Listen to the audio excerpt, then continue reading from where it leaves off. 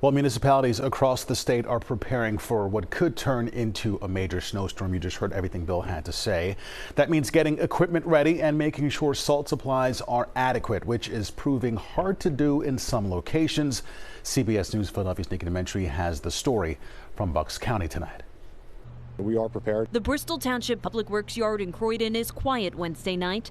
Take a peek in the salt barn, which is partially full. This storm, we're a little bit more concerned.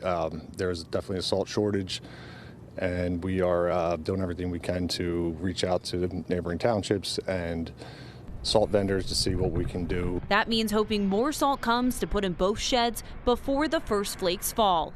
Public Works says on average 600 tons of salt is used each storm, but this weekend they're estimating more than 1,000 tons will be used. This holds about 500 tons of salt.